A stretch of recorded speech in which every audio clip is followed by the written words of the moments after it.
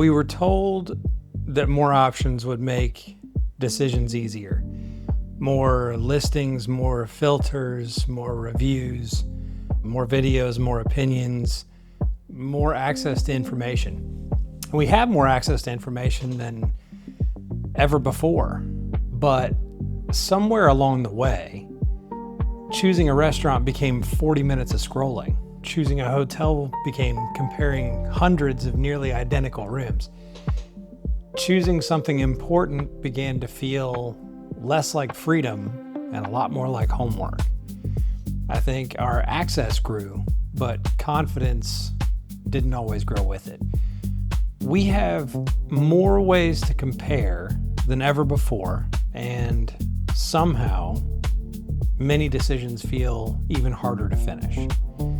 There was a time when problem was actually limited access. Today, the problem is often unlimited access without a trusted filter.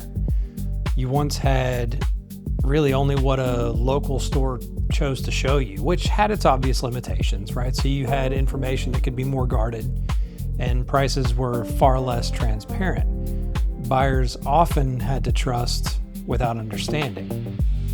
But today, that means almost every diamond can appear to be available. Thousands of options can be opened in seconds. Reports can be compared side by side. A person can research for weeks without ever speaking to anyone. And I don't want to say that's a bad thing. I don't think we should go back to having less information. We just simply need a better way of understanding it. Nowadays, buying a diamond has never been easier to start. You open up a website, you choose a shape, you choose a carat range, color, clarity, price, and you suddenly have hundreds or thousands of diamonds in front of you. But that's when the questions begin. So why is one diamond significantly cheaper? Why does another one cost more? Especially when they have similar grades. Which proportions actually matter?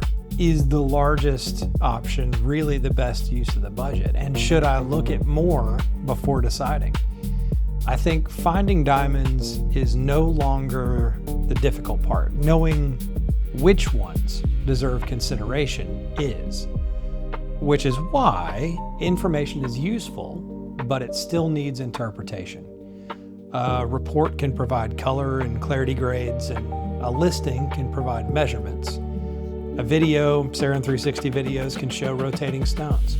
A price can show where the diamond sits in the market, and filters can narrow the number of results. But none of those alone answers whether the diamond has life, whether its proportions work together, whether the diamond makes sense for the actual ring and the person. Access is not the same as judgment. Diamonds can feel as though they should be easy to solve because everything appears measurable. You have carat, color, clarity, cut grade, dimensions, percentages, certification or reports, and price. That creates a natural expectation that the highest grades should produce the best diamond. 2 reports should produce matching beauty. And the least expensive equivalent option should be the best value. And the larger number should create the better result. Beauty is not distributed perfectly across a grading scale. Visible differences don't always follow price differences. And strong grades can still hide very weak combinations. I think a diamond, and we see this often, but it can check every obvious box and still feel a little bit lifeless. The report tells you what the diamond is. It doesn't always tell you how the diamond behaves. A great practical kind of 2-diamond example. So imagine you have 2 diamonds that appear nearly interchangeable. So both may have the same shape. They may have similar color, clarity, and carat weight, and reports from the same lab, and prices that are reasonably close. One may return light more effectively and have a clean or more pleasing pattern. It may hide the inclusions better, while the other may carry its weight where it can't be seen. It may be too deep on the pavilion. It may look dark or dull in normal conditions. It may charge more for a grade that adds very little visible benefit, and it may appear stronger on paper than it does in real life. On a spreadsheet, they may look interchangeable. In person, it may not even be close. Most diamond marketing focuses on what gets shown. The more important work often happens in what never reaches the client. So diamonds that technically fit the request but don't perform well enough. Diamonds that are priced attractively because the compromise is larger than it appears. There are a lot of diamonds that sacrifice too much beauty for size. There are some that have reports that look better than the stones themselves. The client should never have to wonder whether every option is being described as beautiful simply because somebody else wants to sell it. Selection is finding something that meets the filters. Discernment is deciding whether it deserves to be chosen in the first place. Selection can ask, does it fit the requested shape, carat range, grade, requirements, budget, etc.? Discernment is going to ask, what's the client actually trying to achieve? Where can money be saved without sacrificing beauty? And which diamond will still make sense when viewed outside of a showroom or video, especially when you get outside in natural light? The right diamond is not the one that exists inside the filters. It's the one that survives all the closer scrutiny.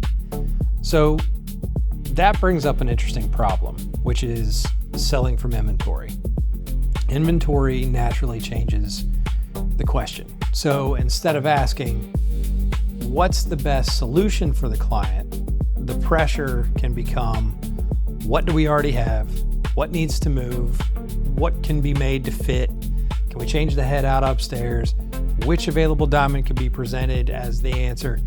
And that doesn't mean that every inventory-based jeweler is dishonest, but structurally, owning inventory creates an incentive.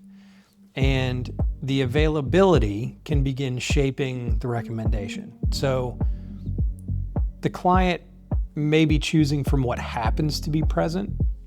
A diamond can become the answer before the real question is understood. And in many cases, I think the process, when it starts with inventory like that, the client is often asked to fit the diamond. When the process begins with discernment, the diamond has to fit the client. So at Hourglass, the process should begin with the person, not with a tray of diamonds. So who's going to wear the ring? What does she naturally gravitate toward? How important is size? Is she Audrey Hepburn? Is she Grace Kelly? Is she Liz Taylor? What budget feels responsible? What compromises are acceptable? What should never be compromised? And only after that do we present fewer, stronger choices, explain exactly why each one is there. The client should understand why every diamond was presented and why many, many others were not. The Diamond Studio supports discernment by helping people understand the decision before inventory even enters the room. So at a high level, the Size Studio gives context to carat size, shape, proportion. See it on your hand, makes that visualization personal. And then Analyze Sparkle helps someone better understand reports and some of the technical information. The tools allow someone to explore really without pressure so that you can expose questions that deserve a much closer conversation. But the tools do not make the final recommendation. They don't inspect the diamond. They don't understand the person or the project. The Diamond Studio helps make the information visible. Discernment still determines what deserves to move forward. We often associate luxury with abundance, but in a high trust decision, abundance can actually become a burden. The louder version of luxury says more inventory, more options, more spectacle. My absolute least favorite is more urgency. If you don't buy it today, then it's gone forever. That does not make good decisions. The better version feels calm, it feels considered, it feels personal, unhurried, intentional. Even an example outside jewelry. So a restaurant with a thoughtful menu rather than 40 pages of choices. Or a tailor that chooses to present the right fabric rather than every fabric. Luxury is not having the most options. Luxury is actually having the noise removed. Fewer options, though, should not mean less transparency. Curation only deserves trust when the reasoning remains visible. So the advisor should explain why the option was rejected. Budget limitations should be discussed honestly. No diamond should ever be described as perfect. Very, very, very, very few of them, if any these days, should be described as investments. And the client should remain informed without being overwhelmed. So discernment is not asking someone to trust blindly. It's showing them what matters clearly enough so that trust can be earned. And this isn't just a diamond problem. This is a modern life problem. We can access and compare almost anything. We can research indefinitely. Every decision can remain open. Endless comparison can turn confidence into perpetual doubt, and we see that often. At some point, more searching stops creating clarity and starts postponing the decision. And that's what we mean when we say we don't sell inventory. We sell discernment. We reject before overwhelming. We explain before asking for trust, and we present fewer, stronger options. And we also protect our clients from spending for numbers that don't make sense. They don't improve the result. I really want to help someone finish the process with confidence rather than with exhaustion. So the goal is not to show you everything. It's to help you understand what deserves your attention.